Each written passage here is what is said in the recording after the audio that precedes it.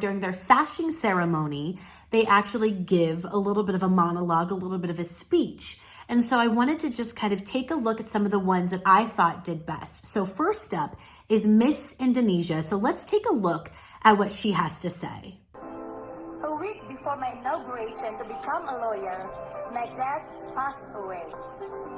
In that moment, I want to stop to become a lawyer. But then I realized with my legal expertise, I can help more people who have the same stories like mine, who have the same pain like me. My goal is change, not only become a lawyer, but the beacon of justice. I turn my grief into determination, and I turn my pain, I turn my tears into resilience. I will fight and empower for justice for those people who have been silenced, especially for women. Being a woman is a privilege, and being a Miss Global is a privilege. Through Miss Global organization, Miss Indonesia was fantastic. Now, I'm going to remind everybody, this is not critiques for on-stage speaking. This is a little different. On-camera speaking is going to be a little different. Now, you can take some of what I say and use it for on-camera speaking or for on-stage speaking, but it's really more for on-camera. So with Miss Indonesia, she does a wonderful job, by the way, but she does just hold her hands at her sides. She never uses them. She never uses her hands to emphasize what she is saying. And you can tell with her speech and her monologue, she is very passionate about what she's talking about. And I will say, though, while she doesn't use her hands to emphasize what she's saying and what it means to her, she does use the pause. And that is, it is just a brief pause, but there is a pause when she speaks. And it's brilliant. She says, I left my home, my island, my family. And it's brief enough that you're giving that emphasis where you're saying my home, my island, my family. And it just gives you enough of an emphasis to let you know that it means a lot to her. It touches her in her heart. She did a great job standing up there. I wish she would have used her hands a little bit more, but I understand. She is magnificent and the master of the pause. So kudos to you, Miss Indonesia. So Miss Mexico is next. I chose her because she is a great example of how to utilize all of the nonverbals that we have to really emphasize everything all in one. When you're encompassing, when you're trying to give your message, she's a great example. So take a look at what she's doing, and then afterward, I'm going to talk a little bit more about why I loved her so much. With an emphasis on international affairs. Education is very important to me because it was one of the tools that I used to overcome poverty. I'm continuing my studies at Harvard University with an executive program. I'm also a published author, and I'm currently working on a children's book that is going to address poverty and overcoming challenges. I want every child to know that no matter where you come from, you can accomplish anything in life. Being Miss Global would give me an opportunity to build upon what I'm already doing, which is helping underserved children. My program, called Global Children, will bring toys, school supplies, and much needed necessity items to children that are displaced and in need. If I leave you with anything, it is this: that your circumstances do not define where you go. When you watched Miss Mexico, I want you to take a moment, close your eyes. What were your thoughts? What did you think? What made you go, wow, that was really great? Was there something that made you feel connected to her, that made you want to listen to her more? I'm going to tell you why I think she was amazing. But I want you to see if you felt the same things without knowing even why I think she was great. So first off, her nonverbals are amazing. She's using her hands to really emphasize everything she has to say. She is looking into the camera. She is one of the only delegates that I saw actually look into the camera. The eye contact that you make with the camera is so incredibly important. It immediately gets the attention of the audience, gets the attention of the viewers at home, and immediately makes a connection. No matter what you're saying, it makes a connection. You want to continue listening to them because they're looking into the camera. Second, or third, I should say, her smile. She smiled. She flubbered a little bit with her words, right? Flubbered just briefly, but then recovered immediately with a gracious smile and kind of just correcting, unknowingly, but correcting what she said and moving on. Perfection. Absolute perfection. Kudos to you, Miss Mexico. You did amazing. We move on to Miss Taiwan. She does a great job. You can tell she is a little nervous. I want you to take a listen and watch her video and then just kind of think about why you think she might benefit from a little on-camera coaching. Hello everyone, ladies and gentlemen, and the esteemed guests and judges. My name is Linda, and the Miss Global Taiwan. I'm so honored to be here today, and I want to share with you all something that's very near and dear to my heart.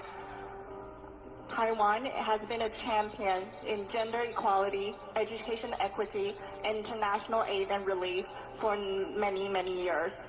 Me, as a representative of Taiwan, being here on the international stage of Miss Global is a testament to the incredible support that Miss Global speaks for Taiwan in standing solidarity with democracy and with the incredible human rights movement that is of Taiwan. I have been a general manager at an international education company that supports thousands of students to get into Harvard, Stanford, Yale, Princeton, and many elite universities with full ride scholarships.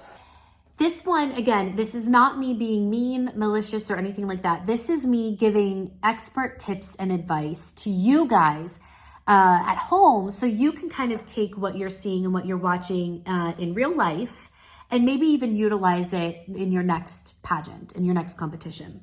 So with Miss Taiwan, immediately she walks up, she grabs the mic with both hands. What does that do? What can you now not see? You cannot see half of my face. You have no idea what I'm saying. So immediately the cameraman comes in with a shot like this. She is still grabbing the mic the entire time she is talking, which limits when the cameraman can move to the front camera, right? So we never actually see if she is making eye contact with the camera itself, in which connecting to the audience, because the cameraman can never take a full-on front shot because her hand is always here covering half her face, which is not ideal at all in any way, shape, or form. So when you walk up on stage, do not grab the mic. If you need to adjust it, and then begin talking. I want to see all of your beautiful face. I need to see everything that is happening here, whether it's a smile, right? Whether it's, we're talking seriously, whatever the case may be, I need to see your facial expressions. Your nonverbals are the absolute most important thing when you are on camera talking. That gives off whether you are confident, whether you are nervous, and things that you do that you subconsciously do, you may not even realize give off you being nervous. Her being so stiff and unwilling to move her hand, and then just kind of looking around from place to place and just kind of staring blankly and her eyes big. What kind of feelings does that give you guys? She's nervous. She's terrified. And so that's what you have to think about when we think about our non-verbal cues. It is incredibly important that we take that into consideration. We're going to break down Miss Puerto Rico. Miss Puerto Rico is stunning. Her gown is stunning. But you can tell immediately when she walks up to the microphone how unsure of herself she is. And I say that for many reasons, but I want you to take a look at the video first and then kind of think about why you think I'm saying that. And then I'll kind of go into, after you watch this brief portion of her monologue, I'll go into what she could work on to make herself seem more confident. It's an honor to be here representing my country for the first time ever on the global stage. I am here not only for that reason. I am here because I want to be a voice and I want to be an example of resilience. I created a platform that is called Conectando, where you look forward to connect and visibilize the importance of taking care of yourself and being able to care about your mental health. Today, we are here, but we don't know about tomorrow. We need to take care of us. Immediately when Miss Puerto Rico walks up to the microphone, first off, she is pretty far back, right? Like further back than most of them. So immediately you can tell just her nonverbals. She's like her, it is not even something she consciously probably did. I guarantee you it's something she did unconsciously, but immediately her nonverbal is, I don't want to be at this microphone right now. And then look at her face. She's terrified. You could see it on her face. She doesn't smile, not once. Her face never really moves. There's no sort of emotion in it whatsoever. She's just kind of spilling out what needs to be said, and that's about it.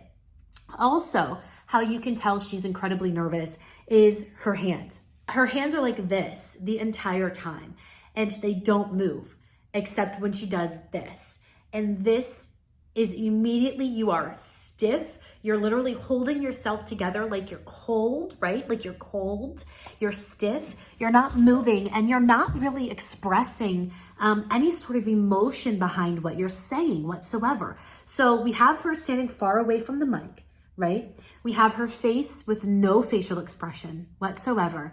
And we have these hands that are just moving like this. And I have seen this quite a bit with girls who are and women, I should say, who are in pageantry. I think you guys are very scared to use your hands, but please, I'm begging you, don't ever be scared to use your hands on camera. Don't ever, don't ever, don't ever. There is the one way that you can show you are confident in what you're saying, and you can really use your hands to kind of express exactly what you mean. So great job, but definitely was a little nervous on camera. I want to look at Miss Samoa. She walked up with confidence, and I want you to watch the next clip. And again, I want you to take a moment and just think about why I say she walked up to that microphone with confidence. Take a look. Yeah. My name is Heilani Pelkarupu. I'm 25 years of age, and I represent the heart of the Pacific, Samoa. I am honored and privileged and blessed to be here because this is the first time that my country has sent a candidate to the global pageant stage. I am so happy to be here. I truly believe that I'm here to empower women, especially my Samoan women, that they can achieve absolutely anything in life. I absolutely love taking on challenges and achieving and succeeding. Throughout my reign as Miss Samoa, I've been able to write a children's book to empower youth of Samoa that they can achieve anything in life if they put their mind to it. I have also upskilled my talents in contemporary dancing to now dance in the sky. Miss Samoa began speaking with a smile on her face, and she was using her hands, right? When she spoke, you could see it, because even in the tighter shots, when it's just her face, you could see her body moving with it.